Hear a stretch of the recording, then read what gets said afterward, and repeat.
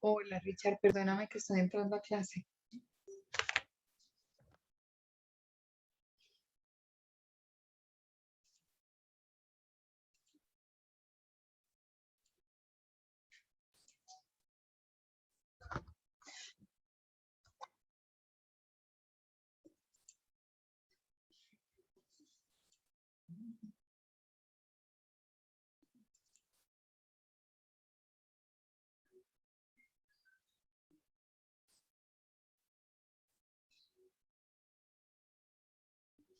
Profe, buenas tardes.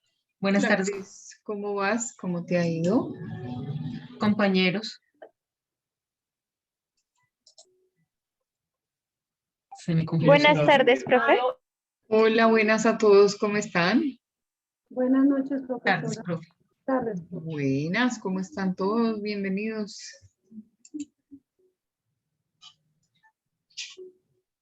Bien, sí, señora, gracias, profe. ¿Y usted cómo está? ¿Cómo se encuentra? Bien, sí señora, gracias a Dios. Bien, por fortuna. Me Aquí, alegro. aquí finalizando el día bien con ustedes.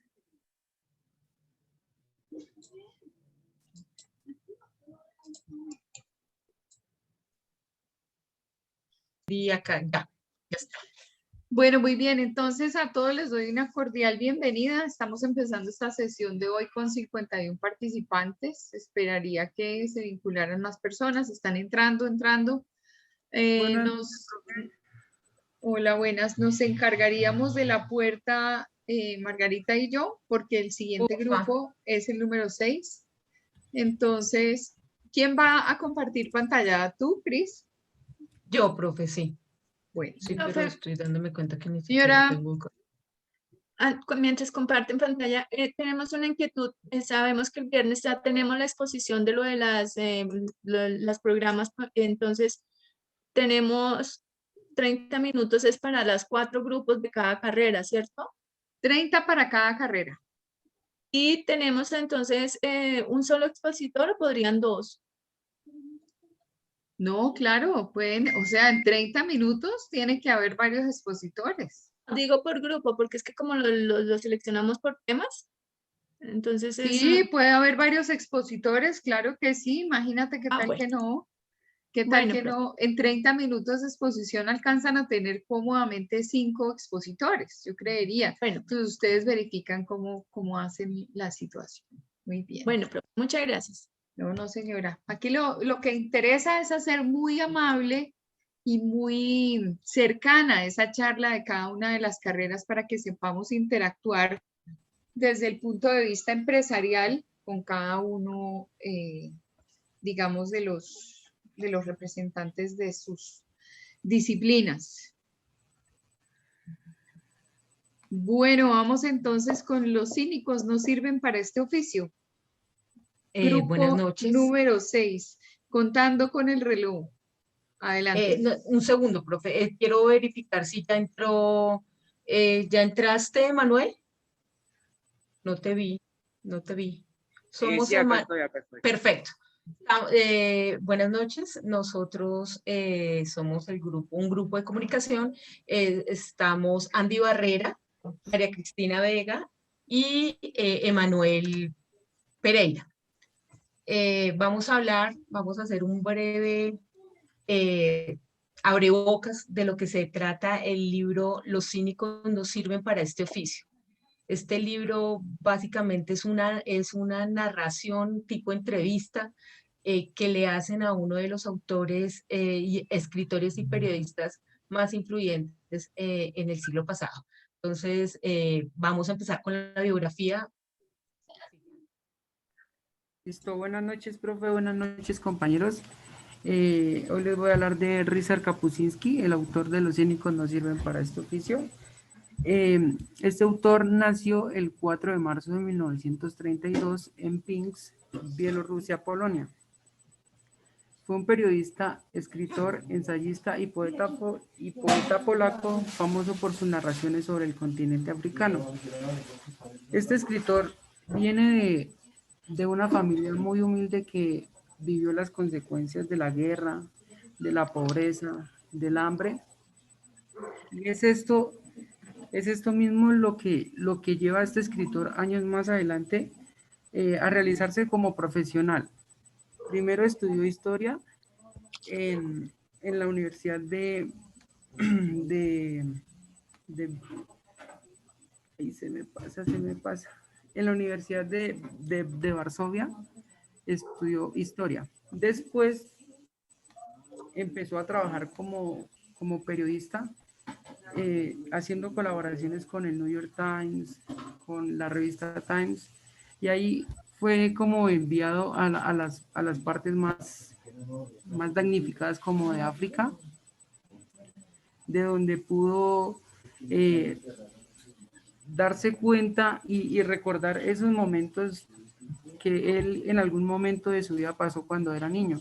Entonces, él se inclinó a escribir la mayor parte de sus libros en estos países, continentes tercermundistas, basado en eso, y que recordaba a su niñez de una manera muy fea y quería contarle al mundo lo que se sentía pasar el hambre, pasar las dificultades y vivir lo que era la guerra. Ryszard Kapuscinski murió el 23 de enero de 2007 en Varsovia a causa de un paro respiratorio. Y bueno, los datos, las otras cosas, mis compañeros como que las quieren argumentar un poco mejor. Para ir un poquito más allá, en algunos apuntes decía que Kapuscinski fue uno de los fundadores del nuevo periodismo iberoamericano. Esta como nueva tendencia fue fundada y creada y precedida por Gabriel García Márquez, con quien Kapuscinski compartía una gran amistad. Aquí hay algunos datos personales de Kapuscinski, donde nos dice que él alguna vez confesó que en su infancia fue muy difícil, pues por el entorno en el que se encontraba, era un entorno de guerra, ¿no? Cerca Polonia, Rusia y todo lo demás, en la que le faltaron, no faltaron los problemas económicos. También reconoció que él no había leído un libro hasta los 12 años.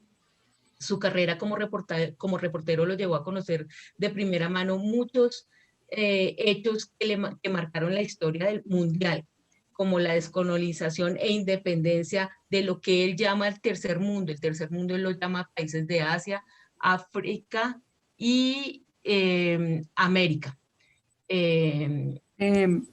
Ryszard Kapuscinski obtuvo el premio Príncipe de Asturias de Comunicación y Humanidades en 2003 por sus escritos, por sus libros, por sus novelas, por la preocupación que él tenía por los sectores más desfavorecidos y por su independencia frente a presiones de todo signo.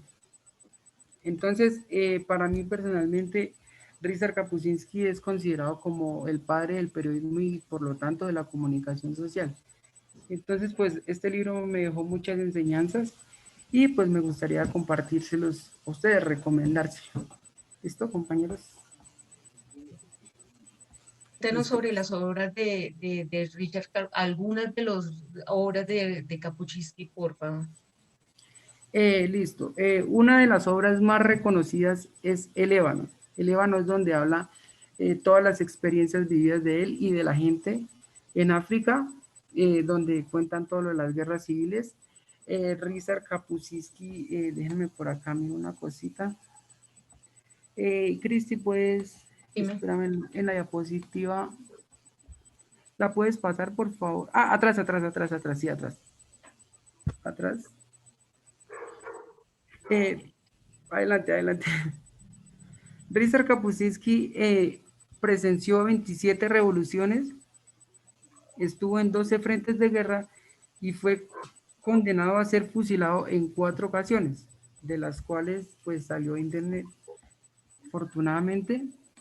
Entonces ya como que con esto concluyo un poco de la biografía de este maravilloso autor y dejo a mis compañeros, ¿vale? Gracias, Andy.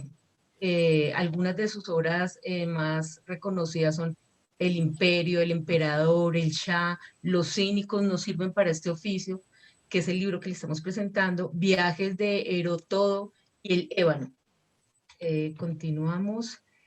¿Cuál es la temática del libro que les estamos presentando hoy? Es básicamente como sumergirse en esta frase que Kapuscinski dice, y es que es un error escribir sobre alguien con quien no se ha compartido al menos un tramo de la vida. Entonces, esto es lo que trata de exponer el autor acerca del trabajo del periodista, sobre sus dificultades, sus reglas, su responsabilidad y la responsabilidad de los intelectuales de hoy en día, de los que se dedican a la información. Con este breve resumen, yo lo que les quiero contar es como sumergirlos un poco en el libro de Richard Kapuscinski, el cual tiene como 3 diálogos. Se presenta a modo de entrevista con 3 momentos diferentes y cada una de las entrevistas lo que quieren es profundizar sobre el recorrido que ha tenido el autor y como el protagonismo que ha tenido él como uno de los más importantes periodistas de guerra, ¿sí? Se sumerge él en cada una de las situaciones para vivir y poder contar de forma más clara y más vívida lo que está pasando a su alrededor. La primera parte del libro se llama, bajémosla, Ismael sigue navegando. En esta, la periodista Mariana Nadotti, el periodista y escritora italiana, hace un recorrido por las obras del escritor, ¿cierto? Como que le exalta, muchas veces parafrasea cosas de sus libros y a partir de ahí ella le hace cuestionamientos, ¿cierto? Le dice, ¿usted por qué argumenta que los cínicos no sirven para este oficio?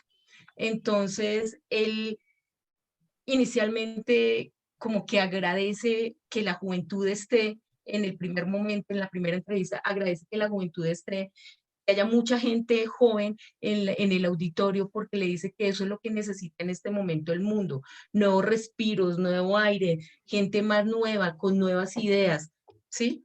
Que a la gente mayor no le da miedo enfrentarse a la gente joven como si tuvieran ¿cómo explicarlo? Como si llega el joven me va a quitar el trabajo. No, él dice que bienvenida a toda la juventud. Dice, nuestra profesión necesita nuevas fuerzas, nuevos puntos de vista, nuevas imaginaciones, porque en los últimos tiempos ha cambiado de una forma espectacular. Conforme avanza la conversación, señala características de un buen periodista. Para Kapuscinski, un buen periodista tiene que saber escuchar, tiene que tener resistencia física, tiene que tener una buena resistencia psicológica también para poder afrontar toda la información que ve, todo su entorno. Para él es muy importante eso.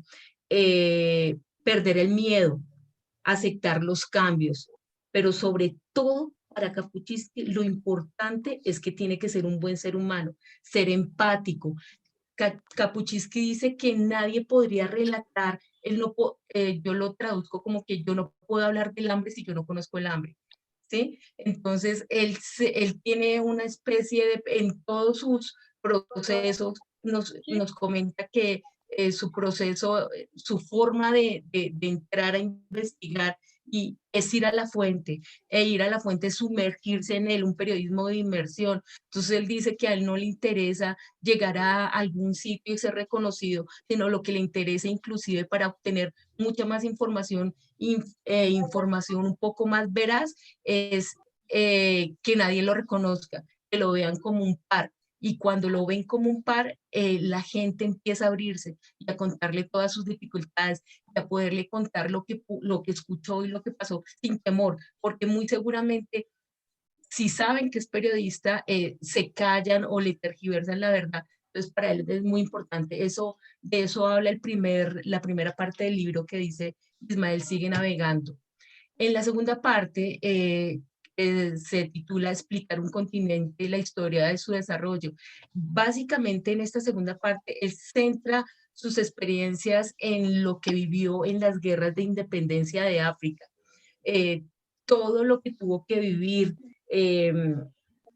Dice que la única fuente de información veraz es el otro, lo que vivió el otro, ¿cierto? Esa sería la primera. Luego documentos. Los documentos son muy importantes para que él, pero sobre todo, entonces, las personas que le van a contar, el otro es el que le va a contar la historia, de pronto apoyarse en documentos, pero también mirar el entorno, el adentrarse y verificar su entorno para él, es la manera de contar sus historias. En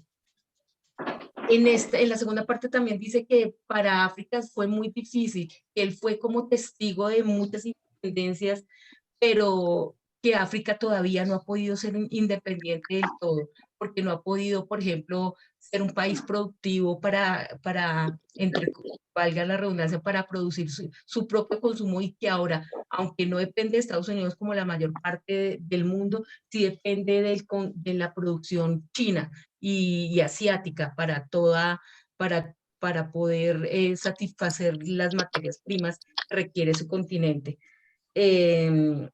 Ellos no se han podido liberar, según Kapuscinski, y ahora aceptaron otros nuevos invasores, ¿cierto?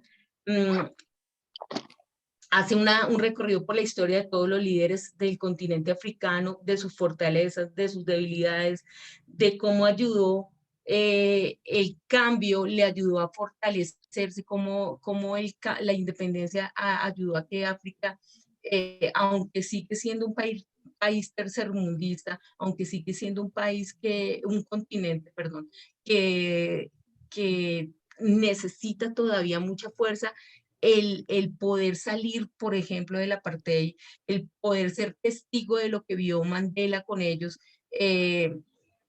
ayudó a que él sintiera y pudiera expresar en cada una de sus obras, con la vivencia, pudiera, ay, no sé cómo, se me trabó la lengua, pudiera como expresarles absolutamente todo, y que cada uno viviera lo que él estaba viviendo, sintiera lo que él estaba sintiendo cuando hizo esos recorridos por África. Sigues tú, Emanuel. Buenas noches. Bueno, el tercer capítulo, llamado Relato de diente de un ajo, más que todo se enfoca en cómo John Berger le pregunta a Rupert-Shinski qué es lo que piensa de él, pues en parte, del arte y la escritura. Entonces Rupert-Shinski en este capítulo explica que la similitud que comparten estos dos tipos de escritura y el arte. Entonces la similitud que comparte es la interacción que tienen, digamos, la inspiración, que uno tiene que encontrar esa inspiración para, digamos, escribir algo. Por ejemplo, Rupert-Shinski, su inspiración prácticamente fue que él vivió desde su niñez guerras, violencia, sometido por una política socialista, ¿sí? Y prácticamente vivió en Polonia, como dijo mis compañeros, donde cambiaban de mando cada vez y era un territorio de guerra. Y por eso es que Rupert-Shinski comparte este tipo de experiencias con África. Por eso él en la mayoría de textos, él habla sobre África, los problemas que tienen, y eso fue su inspiración. Ahí lo habla en ese texto, y él explica que el arte es lo mismo. O sea, yo como periodista tengo que encontrar esa visión, ese objetivo, que algo que me motive a arriesgarme, a seguir adelante a pesar de lo que están viviendo, reportar, saber la verdad.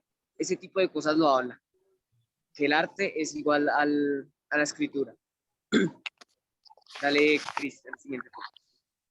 En conclusión de la conclusión del libro podemos decir que es un recorrido, en este recorrido del libro podemos concluir que Kapuscinski es un profesional apasionado, que pone en primer lugar al otro, que da todo por su profesión. Dice que lo más importante no es hacerse rico, que luego ya que él no necesita ser reconocido, que ya la profesión es muy dura porque efectivamente ahora los buenos periodistas se encuentran maniatados porque si encuentran una buena noticia, su director antepone los intereses de las élites por sobre la noticia. Entonces él dice que no, un buen periodista no debe como irse enfocado a que definitivamente tiene que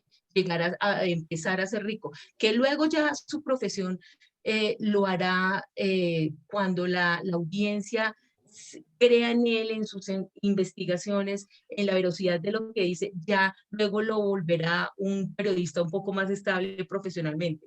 Deben cerrar porque ya tienen 17 minutos. Ay, perdón. Entonces, en conclusión, yo les sugiero, les presento el libro, pero nos faltó el género literario y todo el cuento.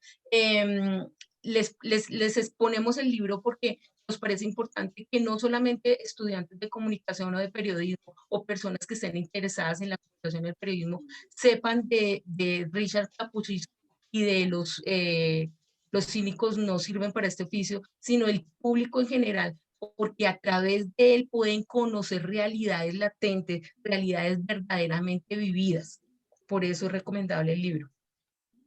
Tenemos cuál es el género literario del libro, es un género narrativo. Podemos tener en cuenta las figuras literarias que se manejan en el libro, que son el símil, la alegoría, la epopeya, el pleonasmo, y los personajes del libro, básicamente como son estructura de entrevistas, son Richard Kapuscinski, el público, Mariana Odetti, que es una de las entrevistadoras, John Berger y Andrea Pincelli, que son los periodistas que lo entrevistan a él. Listo, muchas gracias. Bueno, muy bien. Sí, definitivamente para poder encontrar cómo se hace esta crónica de guerra es importantísimo leer a Kapuscinski.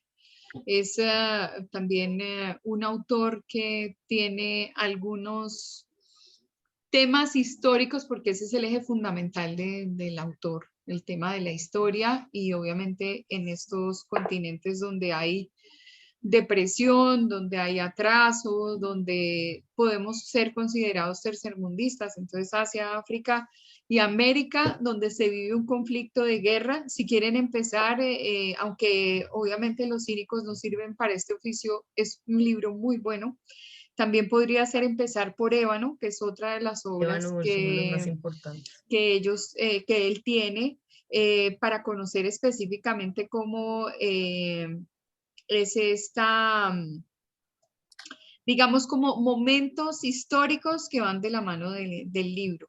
También El Emperador, que se desarrolla en Etiopía, también es muy bueno porque pues está ligando la historia del mundo desde una temática de carácter periodístico con una narrativa muy interesante. Entonces, pues ahí tienen otros géneros diferentes. Mucha historia metida aquí, ¿no? Entender determinados procesos. Bueno, muy bien. Quería hacer la pregunta. Expusieron Emanuel, Andy y Cristina, y se supone que este grupo estaba conformado por comunicación en su totalidad. ¿Qué le pasó a los compañeros? No, comunicación en su totalidad, no. Había otro grupo de comunicaciones. Aquí faltó Víctor y faltó Oscar. Ah, ok. Bueno, entonces yo... Vamos a concretar con ellos, entonces... Okay. No, esta exposición va por cuenta de ustedes y entonces yo miro a ver entonces qué pasó con los otros estudiantes. Profe, nosotros somos grupo 16, somos otro grupo de comunicación. Exacto. Con Camila, Luis, David, Felipe, Gerson, Andrés. Ah, ok. Bueno, listo, perfecto. Me asustaste. Bueno, me asustaste, muy mal. Comunicación muy tenemos todos, el de la carrera, profe. Ese sí entre todos lo tenemos. Ok.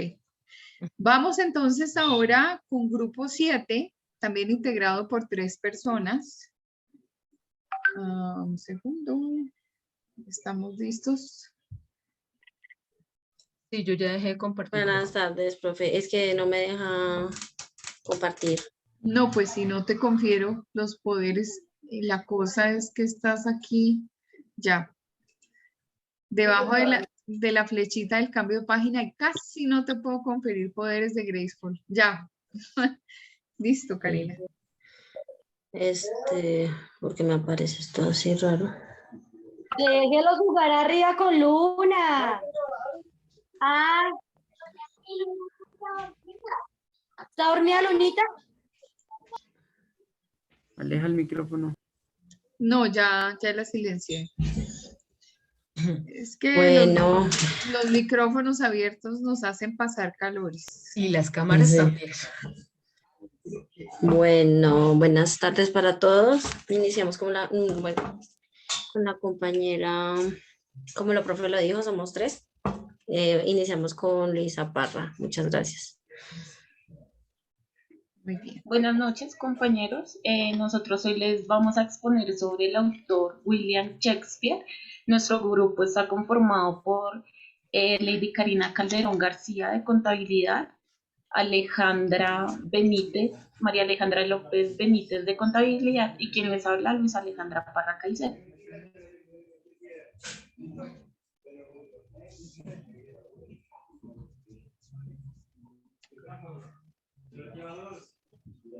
En el análisis del autor encontramos que William Shakespeare nació el 26 de abril de 1564 en Inglaterra y falleció el 3 de mayo de 1616.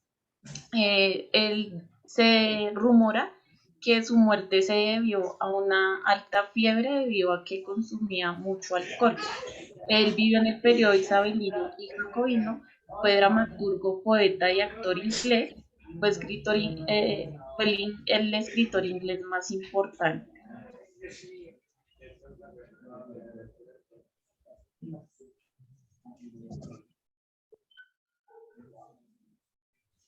Su padre, John Shakespeare, fue un acaudalado comerciante y su madre, Karina, por favor. Perdón, es que se me pasa. Dios, qué pena, compañera. Ya. Más atrás. Sí, es que se pasó rápido, qué pena.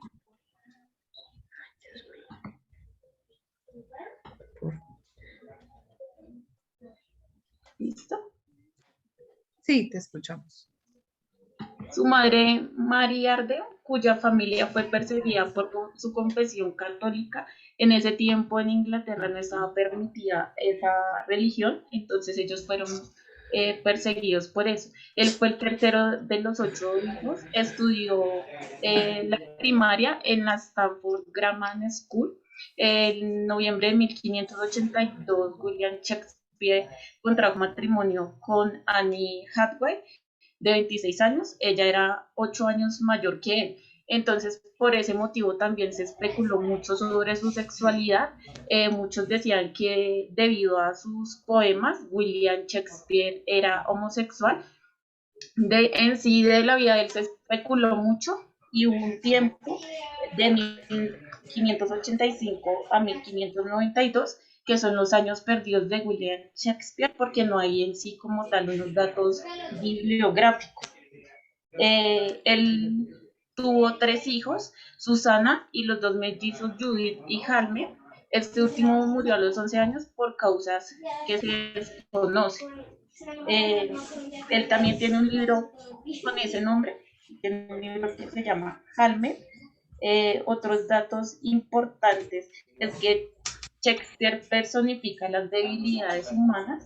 En las obras de él podemos encontrar obras sobre el amor, la duda, los celos, la ambición.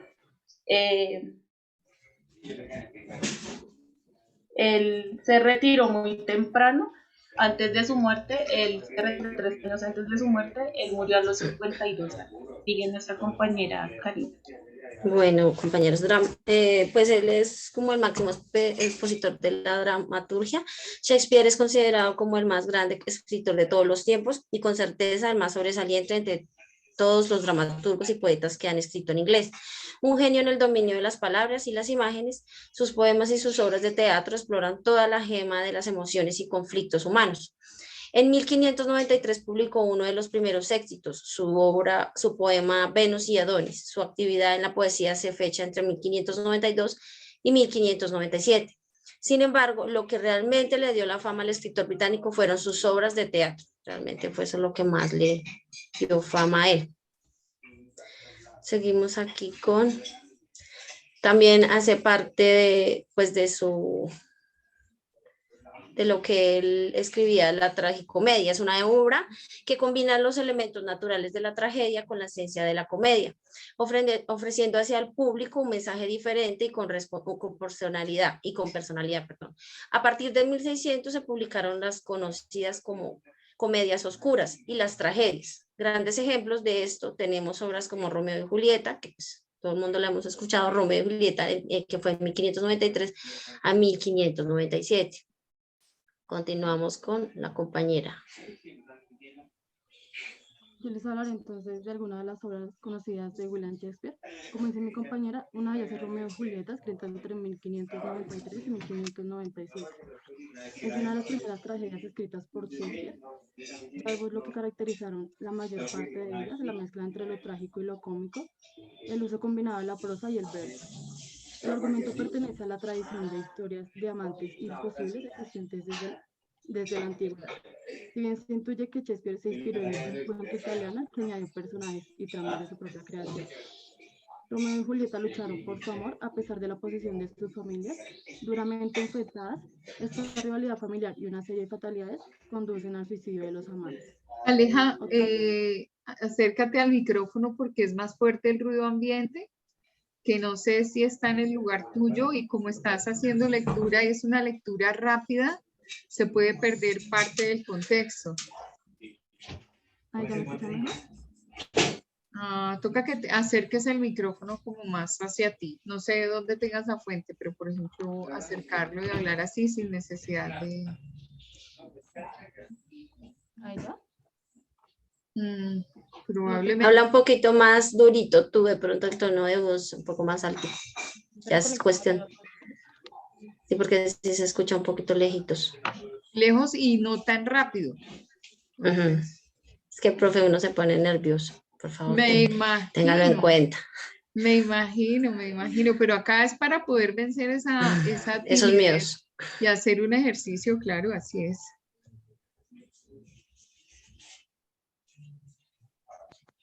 No conecté los audífonos. ¿Ya me escuchan? Sí, señora, perfecto. Entonces, otra de las obras es Hamlet, escrita entre 1599 y 1601. El argumento de esta obra gira en torno a la venganza llevada a cabo por el príncipe Hamlet para vengar la muerte de su padre, el rey Hamlet, quien ha sido asesinado por su hermano Claudio. Al igual que en otras tragedias del autor, el protagonista no puede evitar librarse de un destino catastrófico pese a sus esfuerzos por evitarlo. Asimismo, esta obra explora temas tan universales como el de la vida y la muerte, la razón y su debilidad o la locura. Otra de sus obras es Macbeth, escrita entre 1605 y 1606.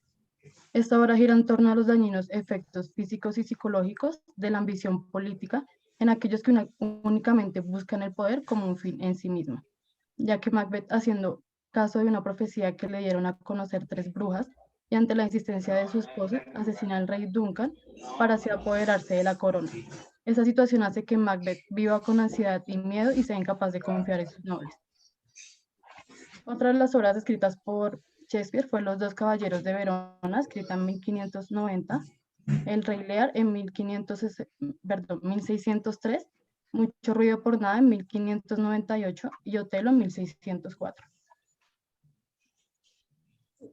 Perfecto, compañerita. Y finalmente, pues como todos, porque leer a Shakespeare, pues es un auténtico placer leerlo como tal, permite vivir auténticas aventuras, reírse, sufrir, y es cierto que los dramas pues son muy, válgame la redundancia, muy dramáticos, pero también es cierto que las comedias son insuperables. Shakespeare escribía para el pueblo y el pueblo lo entendía. Es cierto que se puede analizar con mayor profundidad y hacer un estudio crítico, pero eso es para los especialistas. Nosotros, como tal, el pueblo, o sea, las personas del común, podemos leer Shakespeare y entenderlo, porque escribe para nosotros. Y ahora también dice que los tiempos han cambiado, ya nadie vive en castillos, pero tal vez eso lo hace más emocionante. Es impresionante cómo él conoce el alma humana, cómo dibuja las emociones sin poner reparos a la hora de presentar las más bajas, cómo perfila sus personajes, y en Hamlet se puede leer y releer y cada vez se dice algo nuevo. En Antonio y Cleopatra también, en Mucho ruido para nada, en El Rey Lear, y lo mejor de todo, además de pasarlo bien y aprender, es que pues leer a Shakespeare nos hace ver más interesantes como tal, porque pues es un icono de la literatura, ¿cierto? Y en el fondo estás yendo, o sea, a pesar de que es un icono, pues es entendible sus obras y es, o sea, lo que habla más del humanismo, o sea, que describe muy bien las emociones. Básicamente eso fue lo que encontramos de Shakespeare, esta es la bibliografía y muchísimas gracias por su atención. Bueno, muy bien a las integrantes de este curso. Vale la pena resaltar que dentro de la historia de la literatura universal, leer a Shakespeare es casi como una obligación. Hay personas que lo ven en obras de teatro, hay personas que creen que la obra de teatro podría llegar a reemplazar la lectura del libro, pero se recomienda que esa lectura del libro se haga porque además se pueden evidenciar todos los aportes frente al humanismo que hace el autor. El autor habla de cosas muy sencillas, por lo general son los amoríos, son las decepciones, son las situaciones de orden cultural, o sea, entre otras cosas, pues es como metido dentro de la cotidianidad del ser, pero eso es lo que lo hace también grande, ¿no? Entonces, lo que hay que buscarse es una buena edición para asegurarse que la traducción sea una traducción avalada dentro del contexto, digamos, de nuestra lengua castellana, para que no nos perdamos de lo que es esa tragicomedia de Shakespeare. Pero por lo menos en la vida hay que leer un librito de Shakespeare. De hecho, también Shakespeare está involucrado en muchos diálogos y en muchos monólogos de los actores de teatro. Y también uno lo puede encontrar involucrado dentro de un tema de música, porque Y en canciones, profe. En la canción, esa canción de Leoda, de esa pared, ahí aparece un guión del libro de él, del libro de un sueño de una noche de verano. Entonces ahí nombra el muro y pues dice que parte de esa canción está inspirada en esa parte del libro de Shakespeare. Exactamente, o sea, es obviamente hacer una inmersión dentro del tema de cultura. Específicamente, bueno, cuando iba a hablar de música, lo hago sobre música que es música desde el punto de vista clásico. Hay muchas obras que fueron también inspiradas en lo que fueron esas dramas y esas tragicomedias de Shakespeare. Bueno, muy bien, entonces les agradezco su participación. Voy a mirar a ver acá el tiempo en que va. Profe, una Les pregunta sobró chiquita tiempo, antes de señora. cerrar Shakespeare. Señora. Si uno quisiera empezar a leer, ¿hay alguna estructura o alguno que diga, se recomienda que se lea primero este o no? Pues Hamlet, tal vez, Hamlet. Hamlet puede ser es una introspección y es un análisis que va dentro del tema de los dilemas morales. Entonces puede ser que sea llamativo, pero es decir, yo creería que todos están como en el mismo nivel, ¿no? Pero uno podría empezar con un clásico que podría ser Hamlet, ¿no? Como les digo, hay que buscar una buena edición que tenga una buena traducción, porque obviamente esto es en inglés y en inglés británico antiguo. Entonces, al ser inglés británico antiguo, al pasarlo a una lengua, tiene que ser una edición de una editorial reconocida que esté avalada o autorizada desde el punto de vista shakespeariano. Pero sí, o sea, todos los temas son agradables y sencillos. Entonces, como lo decía Karina, es un placer. Gracias. Bueno, muy bien. Entonces, vamos ahora con el grupo número 8. Nos sobró tiempo. En este momento son 13:52 minutos de la presentación que debería haber durado 15, gracias a las expositoras. Empezamos con el grupo número 8. Tiene 6 integrantes, ¿no? No, profe. Actualmente vamos a participar solo 4 personas. Ah, ok, si van a participar entonces 4, tenemos el tiempo de 15 minutos. Perdón un segundito, yo miro acá la planificación, qué fue lo que pasó para que me cuenten. Porque si hay modificaciones en el número de participantes y me agregan grupos, se nos despiporra la planificación. Entonces, en lo que me había pasado Margarita, decía que el grupo número 8 estaba conformado, es la Melancolía de los Feos de Mario Mendoza. Sí, señora, pero solo 4 personas hicimos el trabajo. Ah, ok. ¿Y quiénes no participaron del trabajo? Laura y Jessica. Laura y Jessica. Y se supone que ellas, ¿qué pasó con...? No, profe, nunca la verdad no sabemos. La misma pregunta. Ah, ok. Entonces vamos a revisar de forma posterior lo mismo que con los niños de comunicación que van a hacer con su momento, porque pues esto va como con los juegos de cartas, obligado al tiempo. Quiere decir que están entonces José Gabriel, Giovanna Paola, Fanny Andrea y Andrea Estefanía. Sí, señora. Sí, señora. Listo, ok, entonces adelante. Tenemos 15 minutos de exposición entonces. Creo que me permite compartir, por favor. Pero total. Andrea, te voy a dar... Joana. ¿A quién? ¿A Joana? A Joana Ay, Guerrero. Perdón, Chinita, perdón. Listo. Tranquila. En este momento ya tenemos, ya tienes toda la posibilidad.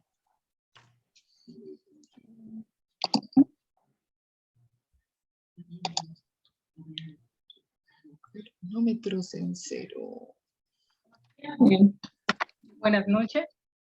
Nuestro grupo está conformado por Andrea Bendaño Molina, Giovanna Guerrero Ríos, Andrea Moreno León y José Gabriel Rincón. Nosotros le vamos a hablar de La Melancolía de los Feos.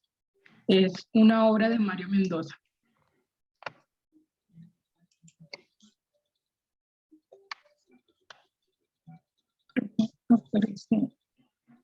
Listo. ¿Sí me escuchan? ¿Sí me escuchan? Perfecto, fuerte y claro.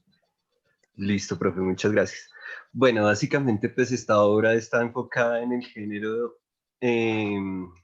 literario de ficción. La ficción se denomina a la simulación de la realidad que realizan las obras literarias, cinematográficas, historistas, de animación u otro tipo cuando presentan un modo imaginario en el receptor. Bueno, esto básicamente es sinónimo de imaginación, fingimiento. Esto desea, asigna como un aspecto a lo ficticio y al fingir. Todo esto es básicamente pues al producto de nuestra imaginación. ¿Listo? Por favor. Pasamos. Listo. La melancolía. La melancolía es un sentimiento caracterizado por un estado de profunda tristeza que se manifiesta en los individuos como desánimo, abatimiento y apatía ante las cosas y ante la vida. En sí, básicamente, la melancolía nos quiere decir, este es un sentimiento caracterizado de profunda tristeza, que en individuos, pues, básicamente es por una frustración física o emocional, que van, digamos que tienen un fuerte decaimiento con el desánimo, ante la apatía propia, sentimientos de pensamientos de profunda tristeza, de pesimismo, tienen una sensación de minusvalidad y fijación constante de carencias propias. Esto pues en sí, en pocas palabras, son personas que por frustraciones pueden ser físicas, emocionales, se sienten pues, ¿cómo lo digo? Se sienten incapaces de desarrollar, pues se sienten incapaces ante varias situaciones de la vida. Y en pocas palabras son personas que no tienen pues amor propio, dados efectos pues por creación en su infancia, pues lo que decía, por efectos emocionales o físicos. ¿Listo?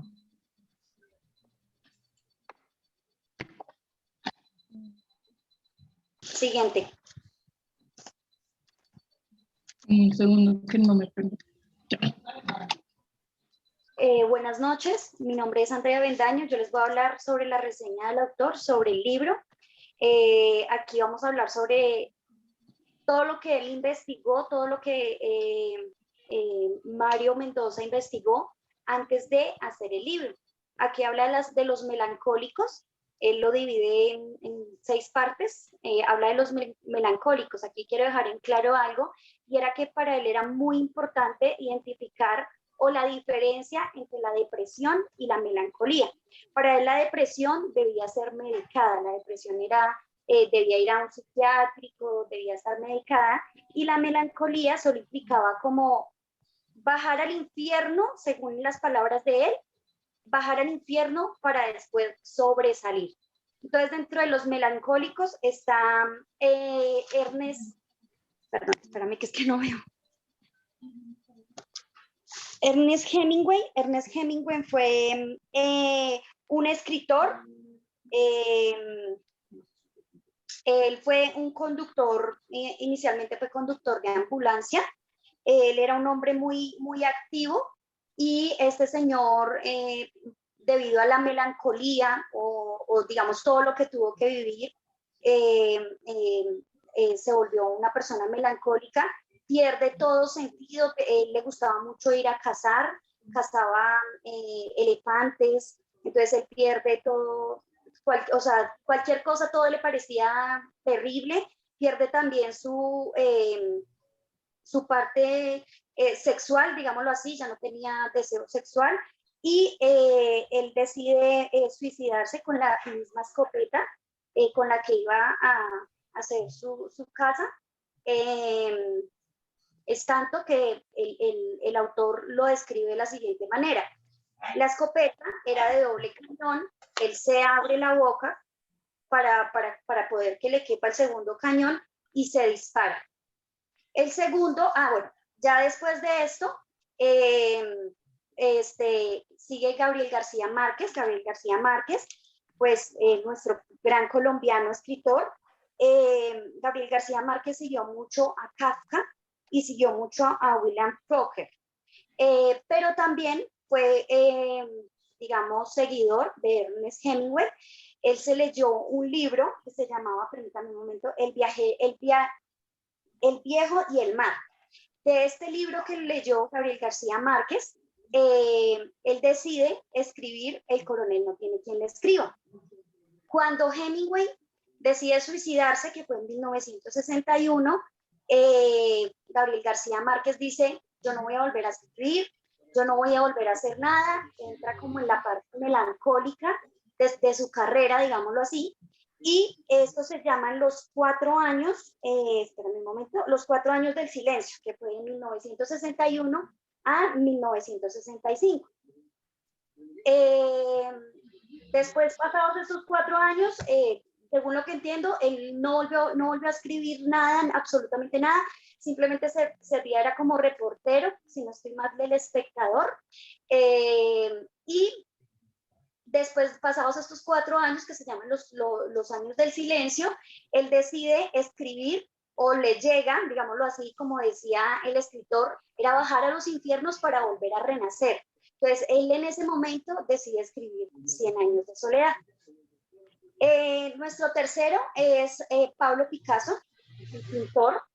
Él también tuvo 4 años de melancolía, que fue la etapa azul, donde todas sus pinturas eran totalmente azules, melancólicas, todo era triste. Él vagabundeaba en las madrugadas, en las noches, entraba a las tabernas, tomó, digamos que mucho alcohol durante estos años también, y sale de esta época, o sale de esta melancolía, cuando conoce a su primera a su primera esposa, que ya empieza la etapa rosa de su carrera como tal. Siguiente, compañera, por favor. El segundo es el factor Ulises. ¿A qué se refería él con el factor Ulises? Él se refiere al factor Ulises cuando habla de cuando bajaba uno a los infiernos y volvía a renacer. Era como el renacimiento de una persona cuando entraba en melancolía y como que ya pasaba esta etapa, esta época. Entonces aquí habla de dos grandes navegantes, que fue Vito Dumas. Vito Dumas fue nombrado no sé cómo se llama esto, profe, un refrán o algo, no, una parte en el libro de la melancolía de los feos. La lee uno de los autores principales. Vito Dumas le dio la vuelta al mundo en un velero, al solitario, y hizo 4 paradas. Y Bernal Belessier, él también le dio la vuelta al mundo, sin ninguna escala, sin ninguna parada, y digamos que lo hicieron en un momento en que dijeron, oiga, pues nada vale la pena, nada, o sea, la vida es como, no me importa, que vamos a ver qué pasa. Entonces se fueron, pero ninguno de los dos quiso, en el momento cuando ya, digamos, llegaron, ya le dieron la vuelta al mundo, no quisieron como esa fama, sino los dos se hicieron a un lado, y lo que es Bernal, él se fue a vivir a la parte, permítame, yo por aquí lo tenía, él se fue a vivir con los maurís en las islas del Mar del Sur, la parte del sur, y nunca quiso como reconocimiento de nada. Siguiente, compañero.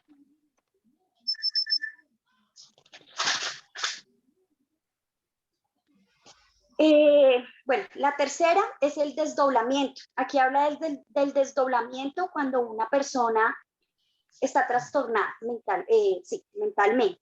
El primero es Jean-Claude Roman.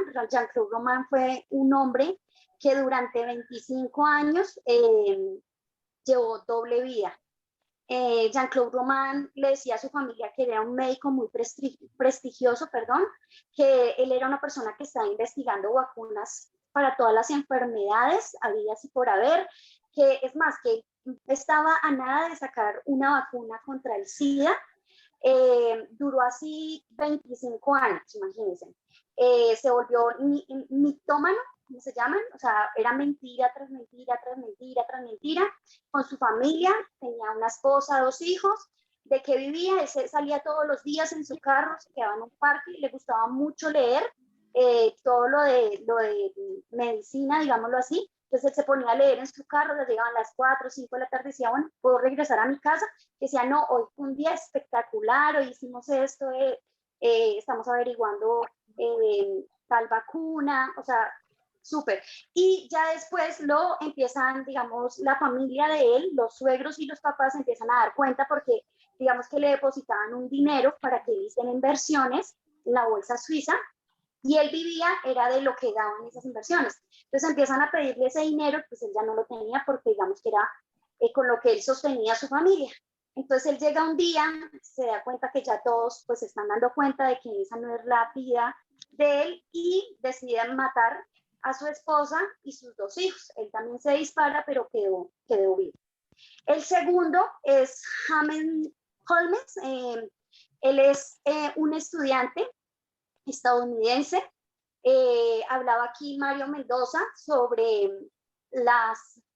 digamos que él siempre había visto que de pronto en la vida real pasaban mucho lo que eran los superhéroes, pero nunca los malos o los villanos de las películas. Este hombre se disfraza del Guasón, y en la película, en el estreno de Batman, entra a un teatro y mató a muchísima gente. Es un hombre que estaba completamente ido cuando le dictaron su sentencia, entonces estaba como mal de la cabeza. Entonces él decía que aquí era donde se daba la diferencia entre la melancolía y pues ya un trastorno como tal mental, que era el que debía ser medicado, porque él hablaba de un escritor, perdóneme, profe, en este momento no me acuerdo el nombre, un escritor colombiano, caleño, al que digamos que entró como una melancolía, haga de cuenta como Gabriel García Márquez, y a ese señor lo internan y él decide allá en el psiquiátrico, decide quitarse la vida. Entonces, él dice que no debería ser tratada de la misma manera el desdoblamiento o llevar ese trastorno mental y la melancolía. Siguiente, compañero. La cuarta habla sobre los acumuladores. Los acumuladores compulsivos, ya es una, digamos, enfermedad. La primera es más conocida como Lit Eddy, fue prima de Jacqueline Kennedy. Esta mujer, digamos que iba a ser la primera dama de Estados Unidos, pero matan al hermano de John F. Kennedy y ella pues queda, digamos, viuda, no estaba casada, pero fue la novia de toda la vida de este señor, y ella se va a vivir con la mamá y empiezan a recoger todo lo que encontraban en la calle, empiezan a recogerlo. También fue una mujer que fue reconocida, es actualmente reconocida como un ícono de la moda, ya que, digamos, de pasar de la indigencia, cogía cualquier trapo, cualquier cosa, se ponía en la cabeza, y entonces empezó a sacar como diferentes modas, diferentes cosas. Salió, digamos, de este trastorno más por la vergüenza que le causó a Jacqueline Kennedy, a su prima. Entonces ella fue y la ayudó, y la ayudó a salir de todo este tema. Y los segundos son los hermanos Collier. Los hermanos Collier fueron dos hermanos muy ricos, muy prestigiosos, fueron a la universidad, eran hombres muy bien, y después de la muerte de los padres, ellos heredan mucho dinero. Ellos tenían una mansión grandísima, uno de ellos queda inválido, y entonces el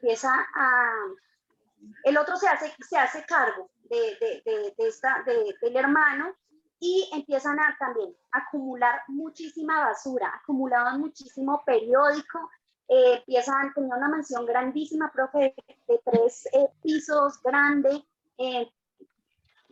casi tenían una manzana, y ellos empiezan a llevar basura, a llenarse de basura en la casa. Es tanto que cuando ellos mueren,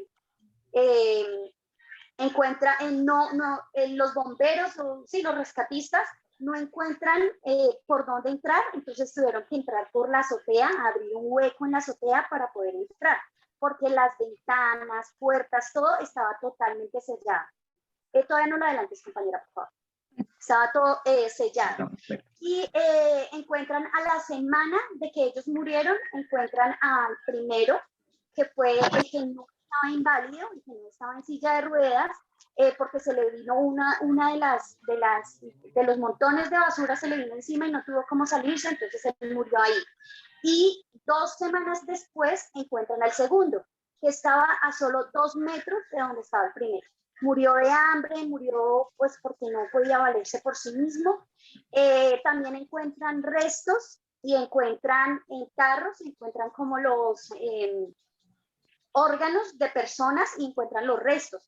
Entonces, según dicen, y según las primeras hipótesis y lo que dicen, es que ellos se volvieron caníbales, porque mucha gente decía, como era gente tan rica y tan prestigiosa, entonces tenían mucho dinero y entraban a robarlos. Ellos pusieron trampas, y estos señores pues dicen que se los comieron. Siguiente, compañero.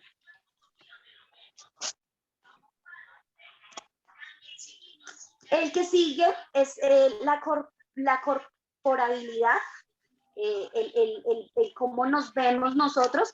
El primero es Jorge Cuesta. Jorge Cuesta Perdón, Andrea, un segundo. Señora. Estamos hablando de, primero llevamos 17 minutos. Por otro lado, íbamos a hablar de la melancolía de los feos, ¿no? Sí, pero entonces fue en todo lo que él se basó para poder escribir el libro. ¿Y ustedes no miraron el tiempo? Porque llevamos 17 minutos y hasta ahorita no nos hemos enfocado en absolutamente nada del libro. Entonces, las sustentaciones no son así, Chinita. Por eso fue que yo les recomendé que por favor hicieran los ajustes, que hicieran los ensayos correspondientes para poder definir de qué hablan y de qué no hablan. El tiempo... Como inicialmente nos había dicho que teníamos más tiempo, qué pena, pero por las otras compañeras no, entonces no se puede dividir, no se Claro, qué pena, pero ya saben ustedes que si el grupo es de... Por eso yo empecé diciendo que este grupo tenía 6 personas. Si eran 6 personas, tenían obviamente aquí 25 minutos, pero me dicen que no son 6 personas, sino que son 4. Y aquí establecimos una norma y si los grupos son de 3 y de 4 tienen 15 minutos de exposición, si son de 5 tienen 20, si son de 6, 25 minutos y si son de 7, 30 minutos.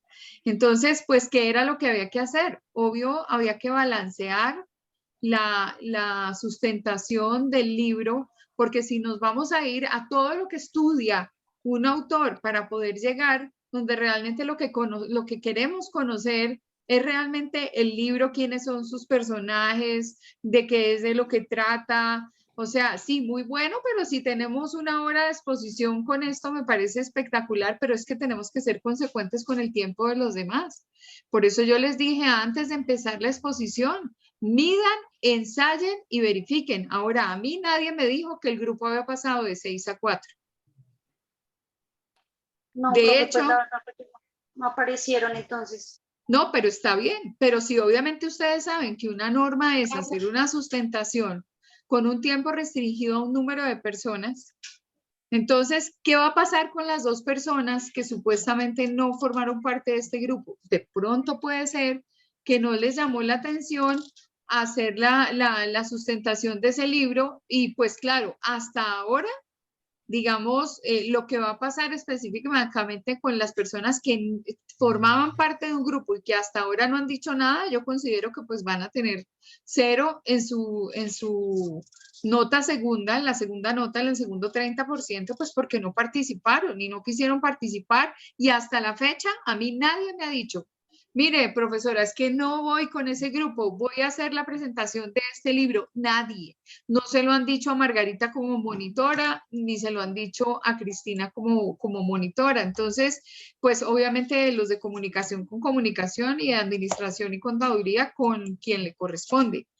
Pero lo que sí me parece grave es cuánto tiempo va a durar la sustentación de este grupo. Ustedes no se pueden tomar el tiempo de los demás. Ok, profe. Entonces le vamos a pedir 5 minuticos más para terminar, para que mis otras 2 compañeras expongan, digamos que esta era la parte más larga. Para ajustar, porque pues realmente sí, muy bueno estudiar qué tiene el personaje, pero antes de empezar a escribir un libro, pero ni siquiera hemos mencionado nada del libro, solamente hicimos una breve, pero brevísima reseña de lo que quiere decir la melancolía. Entonces, pues adelante, les confiero 5 minutos más luego de esta disertación que fue pues de mi intervención, pues entre otras cosas pérdida de tiempo por el tiempo de los demás, ¿no? Entonces, bueno, adelante, empiezo con el marcador.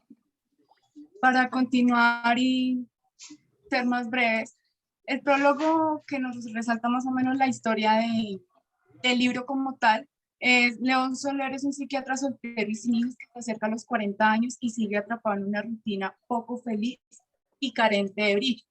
Vive apenas obsesionado con su profesión hasta que una mañana recibe una extraña carta en su consultorio. Va sin remitente y tiene el dibujo de un murciélago que sostiene un letrero con el mismo término que usó el artista Durero en su famoso grabado La Melancolía. La historia narra el reencuentro epistolar, ya que, pues, como lo mencioné, se evidencia por medio de cartas de 2 amigos de infancia en la ciudad de Bogotá. Ellos soportan el rechazo y el miedo que los rodea, y uno de ellos, Alfonso Rivas, nace con una horrible deformidad física, consecuencia a un medicamento que toma su mamá durante el embarazo porque ella sufre de esquizofrenia. Perdón. Y el otro personaje es León Soler, que es hijo de una pareja disfuncional. Estos 2 personajes viven la etapa de formación juntos, pero pues ya por motivos fortuitos ellos se separan. Años después, Alfonso Rivas encuentra a León y le envía 3 extensas cartas en las que cuenta qué fue de él en todo ese tiempo. su visión de la niñez compartida y sobre todo el gran proyecto de fuga en el que está comprometido. El contenido de esas cartas a León lo mueve emocionalmente y lo motiva a encontrar a su viejo amigo Alfonso Rivas, que sin saberlo y con esas cartas lo salva del extravío, de la rutina en la que él se encuentra inmerso. En la primera carta se relata todo lo de la niñez de Alfonso y de León, lo que ellos viven cuando estaban infantes y pues todas las cosas que tuvieron, el apoyo que vivieron el uno con el otro. En la segunda carta, Alfonso relata su adolescencia y el comienzo de su vida adulta y la vida de los vicios que él empieza a llevar. Él empieza a estar en la drogadicción, en la prostitución, y también cómo empieza su gusto por la navegación. De ahí lo que mi compañera Andrea mencionaba el marinero Dumas, que fue una de las grandes motivaciones para que Alfonso empezara a entrar en su gusto por la navegación. Y en la tercera carta se narra cómo Alfonso supera sus vicios, conoce el amor y cómo él va logrando realizar su sueño. Esa es como la parte principal y digamos, la idea central de lo que trata el libro. No me extiendo más porque pues la verdad sí me gustaría que lo lean para que vean la conclusión del por qué esa es toda la historia. Nos vamos por personajes. Entonces, buenas noches. Sí. Dos de los personajes principales es León Soler, que es un psiquiatra muy entregado a su trabajo, dejando de un lado su vida personal, muy solitario, con una vida llena de culpas. Y Alfonso Rivas, como ya lo describía mi compañera, es un personaje con muchos conflictos de autoestima a causa de sus deformidades de nacimiento. Lleva una vida muy dura, llena de tristeza, de vicios y de soledad. Mario Mendoza comenta que creó este personaje a partir de un conocido que tenía cuando vivía en la calle 42. Otro personaje, perdón, qué pena. Otro de los personajes secundarios que también es importante en el cuento es la abuela de Alfonso Rivas, quien fue una persona muy importante para él, al igual que su tío Humberto, ya que fueron los que lo educaron en toda su infancia. Pues la abuela de Alfonso era muy importante, ya que con ella convivía más tiempo, por eso cuando esta falleció, él le dio, le dolió mucho su muerte, incluso más que la muerte de la mamá. ¿Sigues? No, continúa, dale, continúa. Continuamos con como personajes secundarios. La mamá de Alfonso, pues como comenté, ella era una persona que sufría de esquizofrenia. Adicional, ella fue violada y a causa de esa violación fue que nació Alfonso. Y ella golpeaba y maltrataba mucho a Alfonso en la infancia y ella muere de pena por la muerte de la mamá. Encontramos también a Fanny Restrepo. Ella fue el primer amor de Alfonso, pero él por sus inseguridades y por querer navegar, la deja. Y en el transcurso de la historia, León y Fanny se conocen y entre ellos empieza a haber un amor, a nacer un amor entre ellos. Otro encontramos a Claudia. Claudia fue una de las prostitutas con quien Alfonso perdió su virginidad, estuvo por primera vez. Se convirtió en una gran amiga de Alfonso y es la persona que se encarga de hacerle llegar las cartas a León. Encontramos a Inés. Inés era una chica depresiva y fue el gran amor de León. Al morir, León cayó en una depresión y fue a raíz de eso que él se encargó de enfocarse tanto en su profesión, en su consultorio y todo, que dejó de vivir su vida para estar tratando de buscar el por qué se generaban esas, a causa de la melancolía, las depresiones que tenían las personas. Encontramos a Inés, era ella. Y pues otros personajes que también entraban era el papá de Alfonso, que era una persona que Alfonso odiaba, le tenía mucho resentimiento, obviamente, pues porque violó a la mamá, la dejó embarazada y se fue. Y Fobos, que fue un perro que fue muy amigo para él, y él decía que los perros enseñaban la transparencia y la lealtad más absoluta.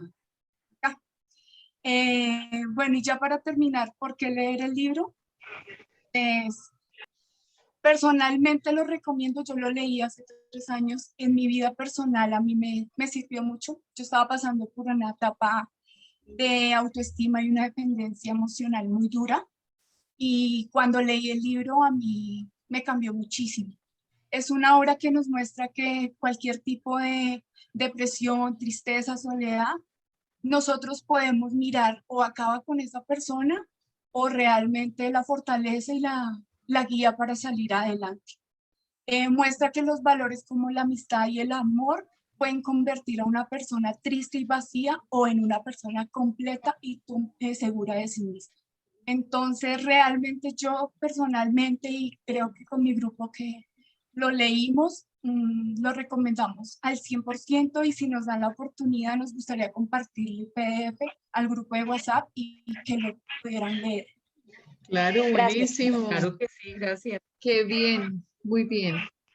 Ya- Este libro resalta el valor de la amistad, ¿no? El valor de la amistad en un contexto, se desarrolla en un contexto de mucho conflicto, de muchos problemas, mejor dicho, la Colombia que todos conocemos, la Colombia de una guerra interna, de violencia, de situaciones caóticas, violaciones, prostitución, ambiente universitario, en fin, ese es más o menos siempre lo que Mario Mendoza resalta. Bueno, muy bien. Entonces, muchas gracias al grupo y chévere que lo compartan, compartan el link por el grupo para que se pueda leer otra obra más de Mario Mendoza. Muy bien. Gracias. Gracias. Muy bien, entonces iríamos con el grupo 9. Entonces, a ver, verifiquemos el grupo 9 cómo está.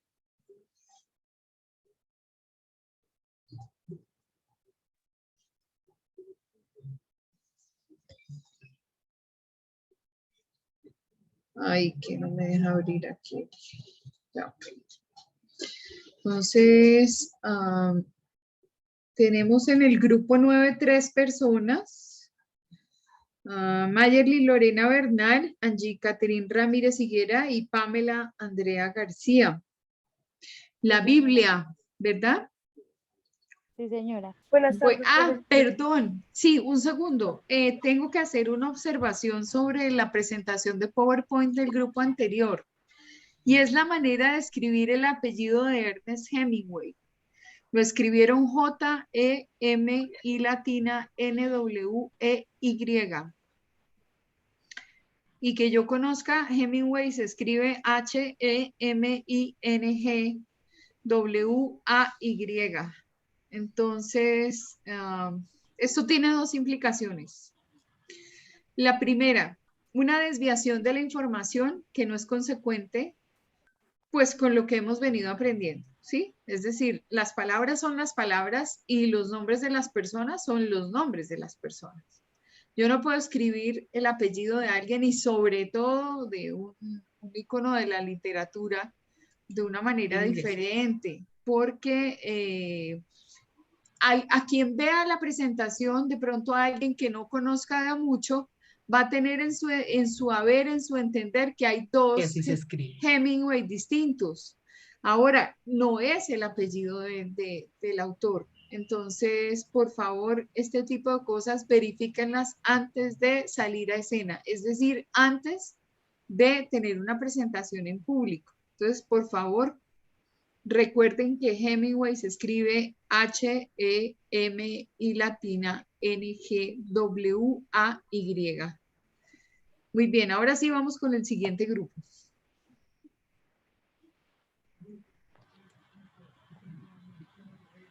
¿A quién quién va a compartir pantalla? Yo, profe Angie Caterine. Listo, Chinita. Perfecto. Ya tenemos. ¿Ya, profe? Sí, señora. ¿Ya se ve? No, señora.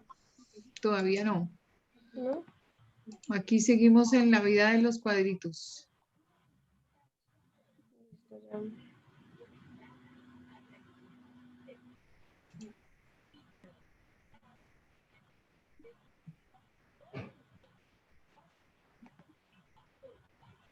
Ahora sí empezó a cargar.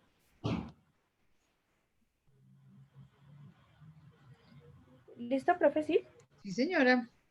Bueno, buenas tardes para todos. Buenas tardes, profe. Nosotros vamos a presentar el tema de la Biblia. Mis compañeras son Pamela Andrea García Munar, Mayerly Lorena Bernal Silva y mi persona, Angie Caterina Ramírez Higuera. Bueno, inicialmente, ¿qué es la Biblia? La Biblia es el medio principal mediante el cual Dios nos habla y se manifiesta ante nosotros. La Biblia nos orienta hacia Jesús y nos da instrucciones para la vida, y a través de la Biblia estamos invitados a conectarnos con Dios y a construir una relación con Jesús día a día. ¿Cuándo y dónde se escribió la Biblia? La Biblia fue escrita durante más de 1500 años en 3 continentes, que fue Asia, Europa y África, por más de 40 autores. Algunos escribieron más de un libro de la Biblia, quienes escribieron en 2 idiomas diferentes, perdón.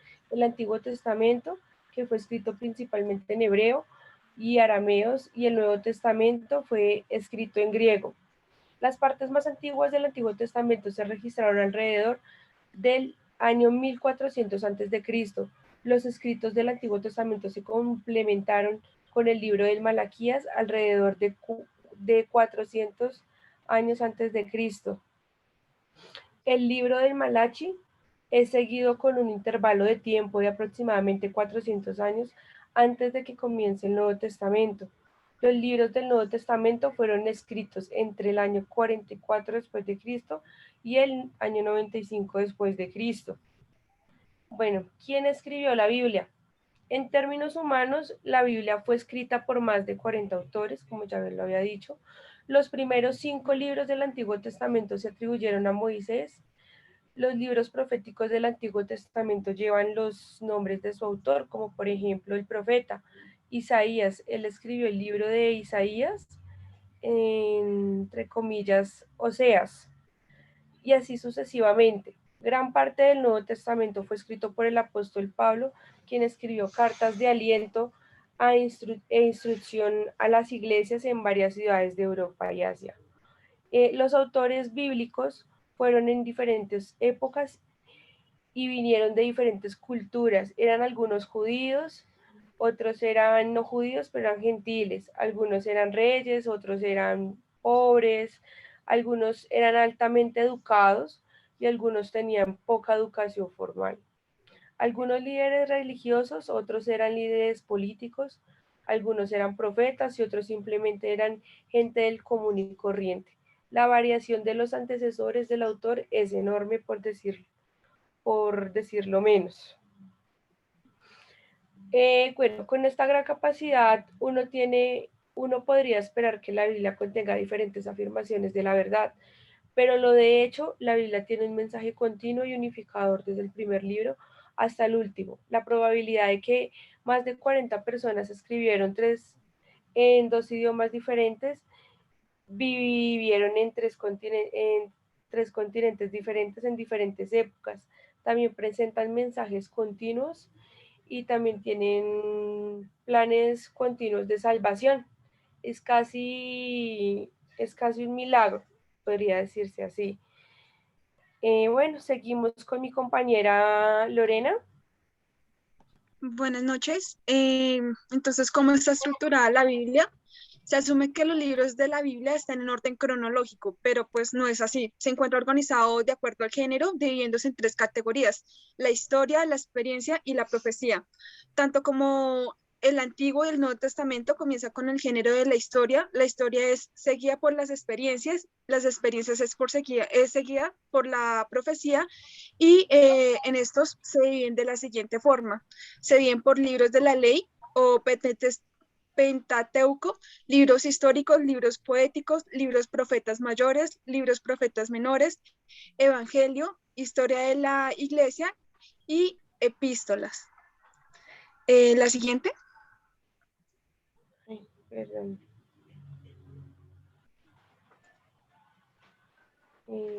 Acá, ya. Más abajito, compañera. Listo. Sí, en las diferencias entre la Biblia. Sí, señora, ya.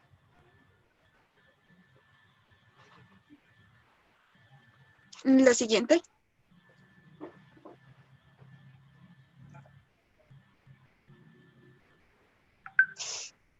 ¿Ya te cargó?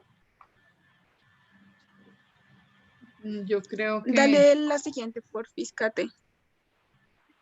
Acá hay diferencia entre la... Entonces, la diferencia entre la Biblia cristiana y la Biblia... La Biblia católica.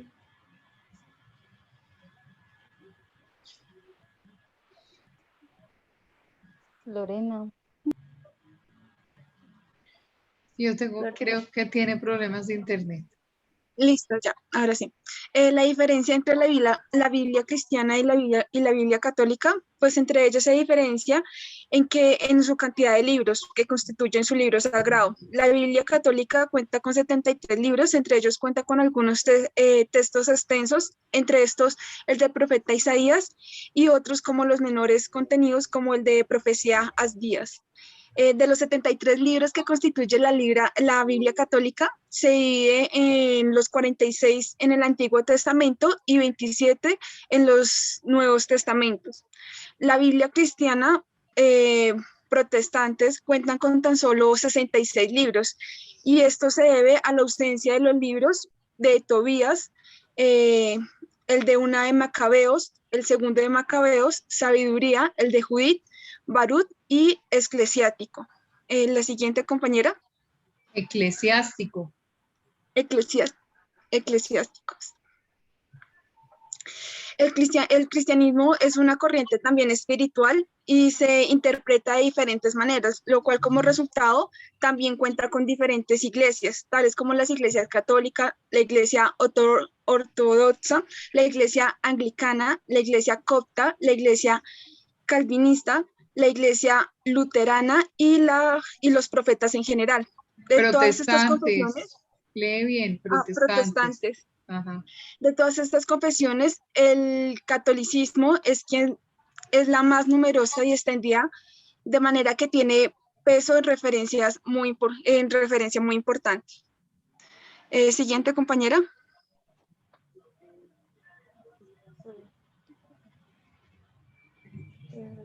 Seguimos con Pamela.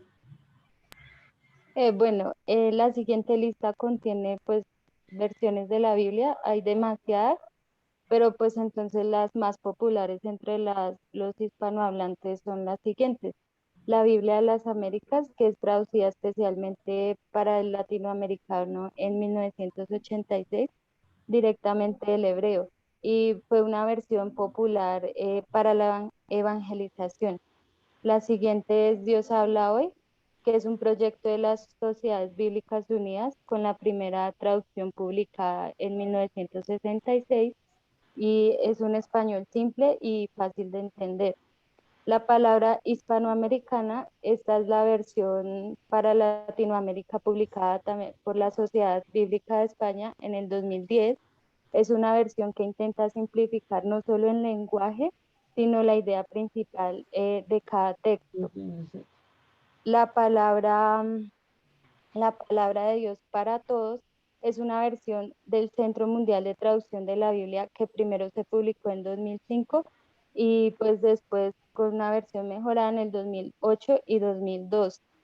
La Reina Valera de 1960 se considera como la tradicional y es quizás la versión más usada en español, y la traducción es propiedad de la Sociedad Bíblica Americana.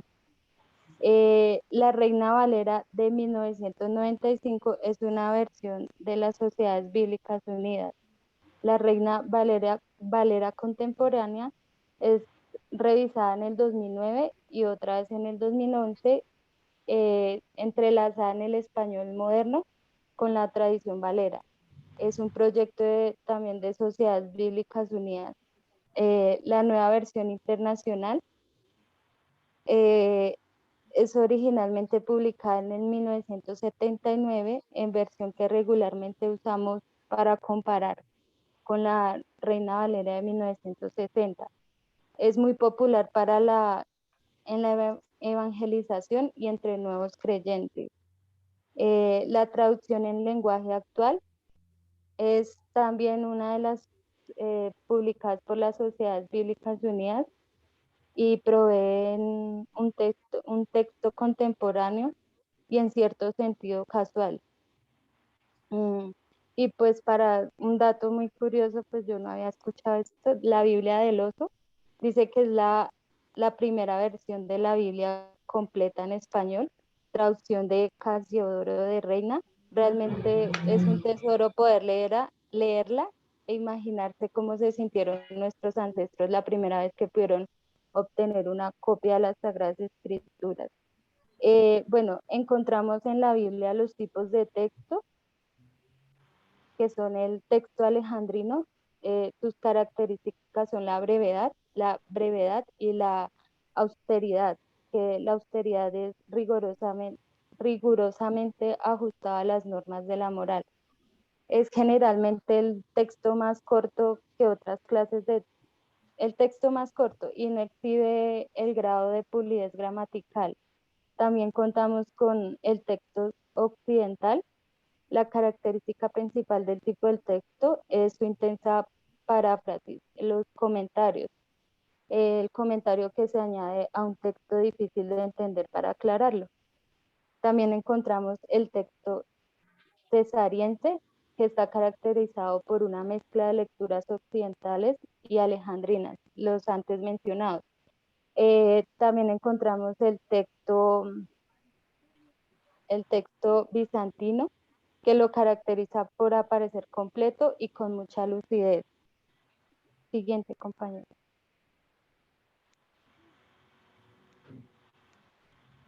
Los géneros literarios que encontramos en las Sagradas Escrituras son el género legislativo, que se caracteriza porque está conformado por leyes, preceptos y códigos presentes en la organización del pueblo de Israel a lo largo de su historia.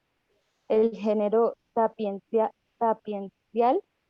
que tiene su origen en el reinado de David y de Salomón, es una forma de transmitir al pueblo la voluntad de Dios.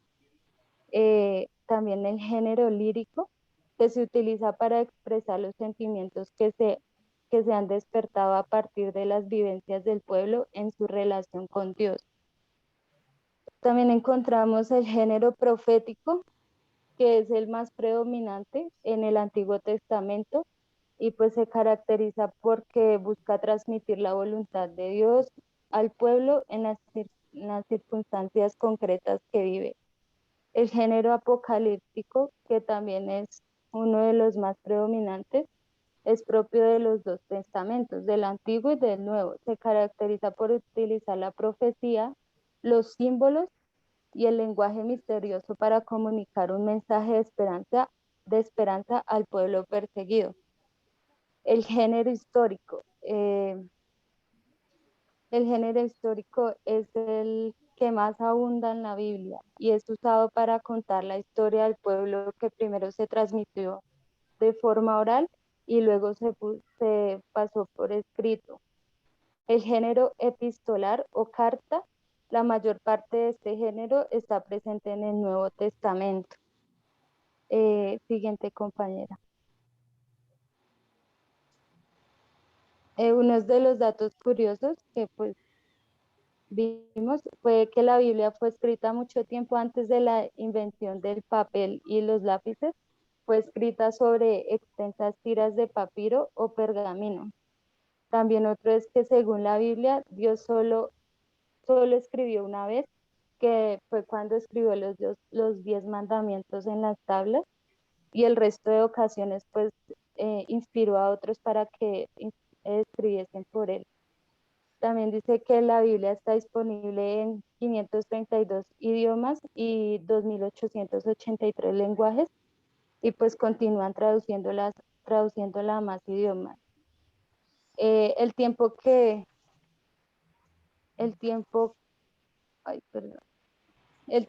tardó en escribirse la Biblia es una de las curiosidades bíblicas que llama la atención porque mientras el Antiguo Testamento tardó en escribirse unos 1000 años, el Nuevo Testamento se creó aproximadamente en 50 y 75 años. dice que la Biblia contiene más de 3.500.000 letras y unas 7.000 palabras. 700.000. 700.000 palabras, perdón.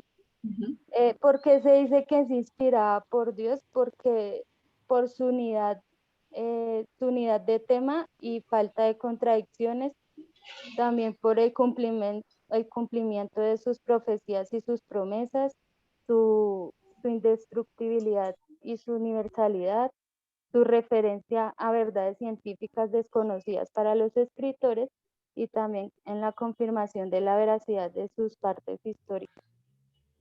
Muchas gracias. Muy bien. ¿Terminaron? Sí, señora. ¿Por qué? Bueno, 1539, ¿por qué leer la Biblia? O sea, ¿cuál es el consejo que ustedes le dan a la gente cuando le dicen, lea la Biblia, mijitico, si es que ahí está el libro de la vida? ¿Por qué leer la Biblia? Bueno, pues la Biblia contiene el mensaje de Dios pues para la humanidad, y pese a que es el libro más vendido en el mundo, pues no, yo pienso que no debemos tomar su lectura a la ligera, y es importante leerla, estudiarla, escudriñarla, practicarla, compartirla, de modo que tengamos una mejor relación con los demás y un vínculo estrecho con Dios. Correcto, sí, hay libros muy lindos. Y se supone que cuando pues, las personas están en medio de tribulaciones, en medio de situaciones de no saber qué hacer, luego de haber orado y pedirle a Dios sobre esa presencia de Él en la vida de uno, pues hay quienes abren la Biblia en cualquier parte y leen qué es lo que pasa allí. Pues este es como el mensaje que supuestamente tiene Dios para uno. Entonces, claro, la parte del Antiguo Testamento tiene que ver con la historia y todos los recorridos de Jesús y todo lo que fue fundamentación, digamos, para la iglesia en Cristo. Y la iglesia en Cristo, por eso era que ellas decían que estaban los ortodoxos, están los cristianos, están los católicos, están, bueno, todos los que supuestamente vienen de la iglesia de Cristo. Y la parte del Nuevo Testamento es donde aparecen ya todas las enseñanzas después de del paso de Jesucristo por la tierra, que es cuando Él deja todos esos mensajes de Lo cómo... llaman parábolas también. Claro, sí. Y pues ahí está un libro que todo el mundo quiere interpretar hoy en día desde el punto de vista como de la adivinación, que es el Apocalipsis, pero el Apocalipsis necesita su preparación para poderlo entender. Pero el Cantar de los Cantares es muy bonito, el tema de los salmos. Los salmos son las canciones, los salmos. Proverbios. Sí, entonces ahí tienen también enseñanzas y cosas de eso. O sea, es muy interesante. Uno debería realmente leer la Biblia durante el año. Y eso es lo que sugieren, por ejemplo, los sacerdotes, ¿no? Entonces, ahorita en este momento estamos con Marcos y Marcos supuestamente tiene unos mensajes, pero pues claro, el sacerdote que acompaña el mensaje desde el punto de vista de lo que le toca a la liturgia en el tiempo, pues se apoya en lecturas bíblicas.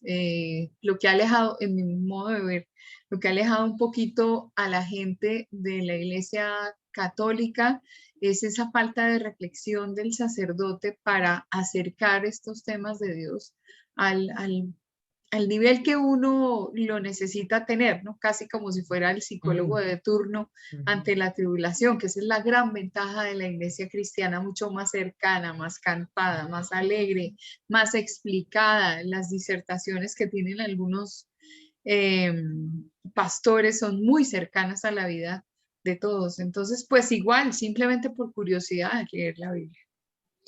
Bueno, muy bien. Gracias a este grupo entonces. Gracias, profe. Muy bien. Nos vamos entonces con el grupo número 10. Ustedes eran el 9, ¿cierto? Sí, señora. Ok, entonces el grupo número 10. Vamos a ver si alcanzamos porque en este momento son las 7:43. Nosotros habíamos dicho que íbamos hasta el 9 hoy. El grupo 10, ¿cuántos integrantes tiene? 3, Buenas profe. noches, profe. Buenas noches. Aquí aparecen 4. Sí, pero la compañera Laura no está, entonces somos 3. Pero yo creo que alcanza, profe. Bueno, listo. ¿Será que alcanzan? Porque son las 43. 45. Estamos terminando sobre las 8 en punto. No, pues si quieren continuamos mañana. O sea, Sí, profe, para tener de pronto un descansito ahí entre clases.